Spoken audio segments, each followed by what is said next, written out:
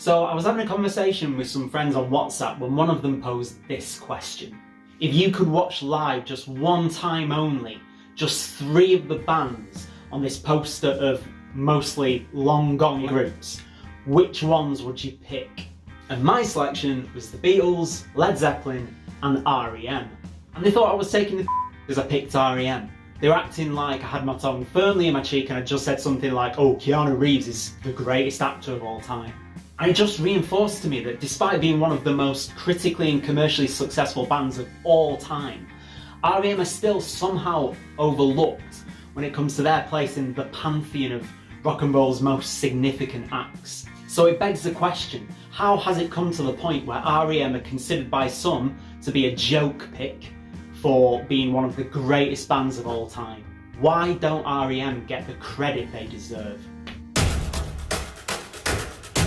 Welcome to 2020 Sound, the channel where we take a look back at overlooked music from indie and alternative rock history. And as absurd as it sounds to say that one of the most humongous bands of all time, R.E.M, are kind of overlooked, I do kind of consider that to be the case these days. It feels like people have either forgotten or never really knew just how special this band was.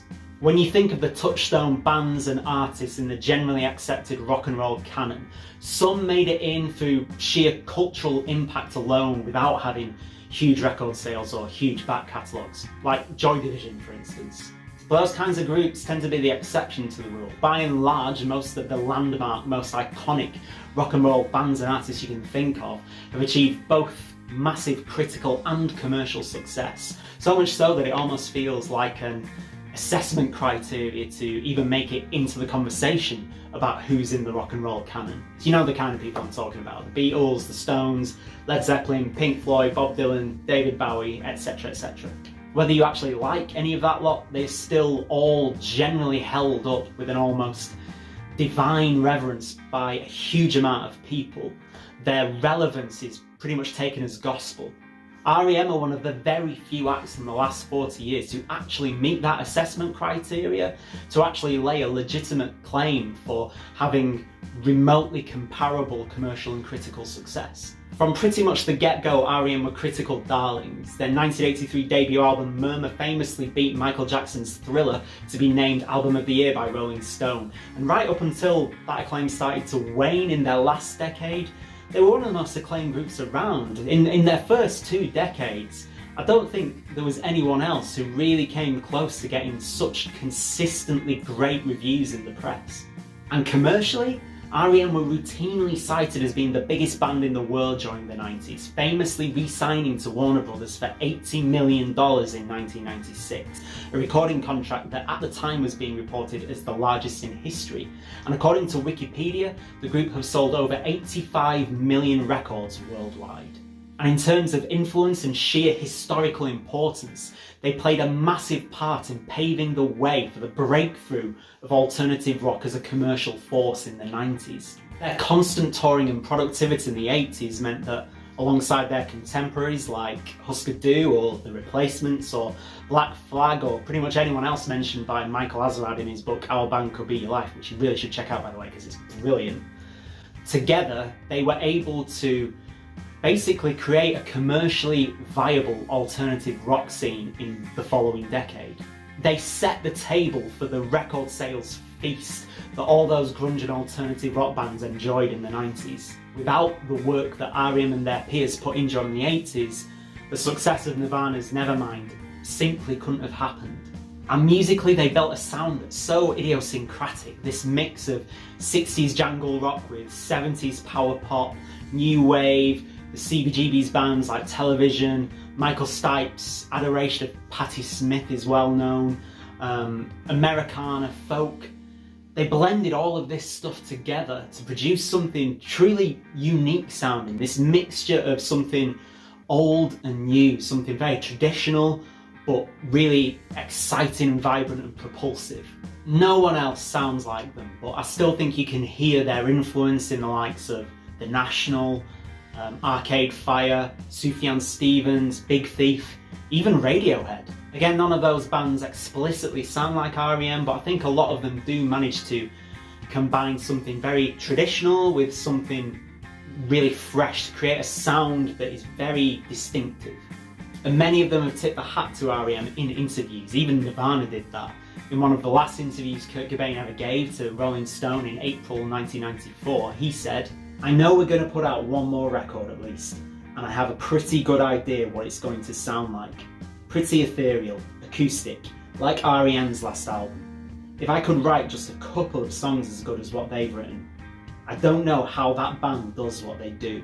Theirs is a titanic presence in rock and roll history, and yet the name R.E.M. often fails to appear in that roll call of bona fide legends. Why have they fallen to the wayside? Peter Tabakis wrote this fantastic article for Spectrum Culture in 2019 where he makes the case for R.E.M. being the greatest band of all time. Now, I'm not making that case with this video, but he made some fantastic points which I think go a long way to explaining how the band have come to find themselves and their legacy in this sort of precarious position. The first point being the fact that R.E.M. didn't actually start having global mega hits until the 90s, by which point they'd already released 6 albums. Many of rock's most lauded acts landed in the public consciousness in an iconic form pretty much from the off. They may have evolved a bit from where they started, like the many transformations of David Bowie or the Beatles becoming more psychedelic, but generally speaking, most of these acts achieved fame within the first 2 or 3 albums. Any development or evolution creatively then happened in the public eye. Much of R.E.M.'s development, however, and indeed much of their best work, took place without the whole world watching. The 5 albums they released on IRS between 1983 and 1987 saw the band grow in confidence, in fan base, in style, and it's quite rightly viewed as one of the greatest runs of albums in rock history. It wasn't until 1987, when they had a top 20 hit with The One I Love, that they began to make any serious waves in terms of sales. And even then it was probably another 4 years until the release of Losing My Religion that the band really started to become famous. Most megastar musicians become megastar musicians within a handful of albums. R.E.M. were cult favourites who gradually grew into the biggest band in the world. Those first 6 albums are brimming with brilliance, but it's a brilliance that happened before their commercial breakthrough. So for a great many people around the world, this magnificent music remains unknown and unexposed. And if you think about it, many of those 90s hits sound pretty unrepresentative of the band up until that point. Shiny Happy People, for instance, doesn't sound like the same band that did So Central Rain.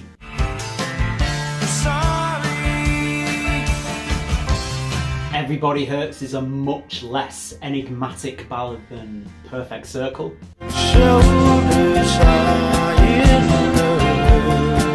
The almost naive joy of The Sidewinder Sleeps Tonight would probably have been met with looks of derision and suspicion by the other songs on Fables of the Reconstruction, except perhaps the nudge nudge wink wink disco fun of Can't Get There From Here. When your hands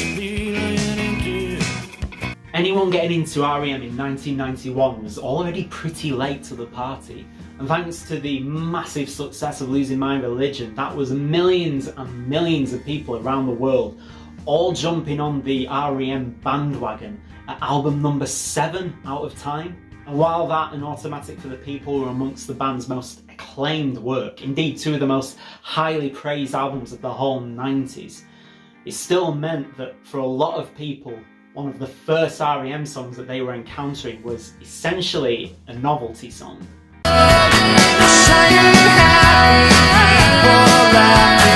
As much as I enjoy Shiny Happy People, and I feel very guilty for saying that, I know it's a guilty pleasure, I'm sorry, but I do enjoy it.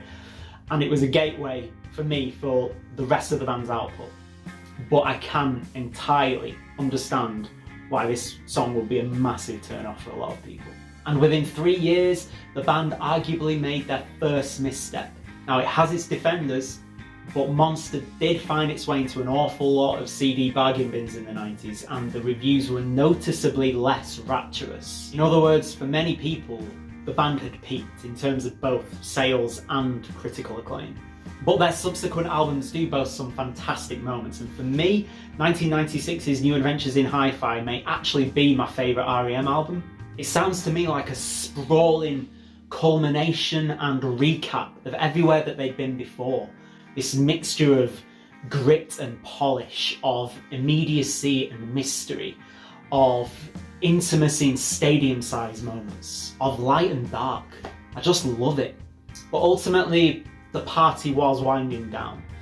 The band's drummer Bill Berry left the band in 1998, just before the release of the album Up, and for the next decade they kind of just trundled along until they eventually split up in 2011. Had they broken up when Bill left the band, would that have better cemented their legacy as one of the all-time greats? It would be cruel to dismiss the band entirely just because things tailed off a bit towards the end. I mean, that happens to most bands who have any sort of longevity. And to be honest, they still made some really great music during that period.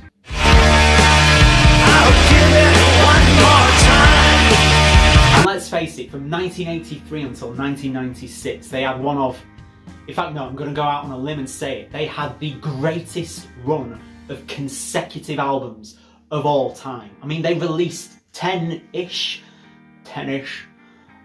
universally acclaimed albums in the space of 13 years. 10 amazing albums in 13 years. Who can rival that kind of consistency? And the first 5 albums came out annually, from Murmur in 1983 to Document in 1987. The sheer productivity and consistency of making music that good, that regularly, while still touring all over the place, it's breathtaking stuff. R.E.M. were very much the sum of their parts. Everyone contributed, everyone was integral. Michael Stipe as a frontman was absolutely incredible. To go from being the shy guy mumbling behind a fringe to having the entire audience at Glastonbury eating out of the palm of his hand. He was just so magnetic. His lyrics, managing to speak to these universal themes through such enigmatic words. And what a voice! You know, nothing too flashy, nothing virtuosic, but so distinctive, so emotionally resonant. Mike Mills always wrote such fantastic melodic bass lines, and as a backing singer, his harmonies were beautiful.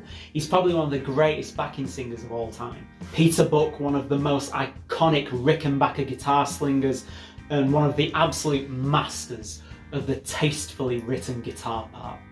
And this wasn't a dictatorship.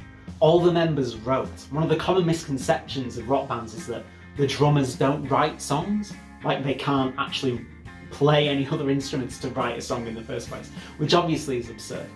And Bill Berry, as far as I'm aware, wrote the bulk of some of my absolute favourite R.E.M. songs. Driver 8, Man on the Moon, Perfect Circle. And as a force behind the kit, he's just really solid. And when they all came together, they produced something so eccentric and enigmatic, but still so welcoming and familiar and wonderfully crafted and singable. They just wrote bloody brilliant guitar pop, full of character, charm and mystery, with more consistency and arguably better than any of their contemporaries did for over 15 years. And if that doesn't justify me picking them to watch live over ever f***ing Nessence, then I really don't know what does. Thanks so much for watching. Hit that subscribe button if you'd like to watch more videos about overlooked music from indie and alternative rock history. Let me know in the comments if there are any other bands that you can think of that are somehow both enormous and yet not getting the credit that they're due. And I'll see you again soon.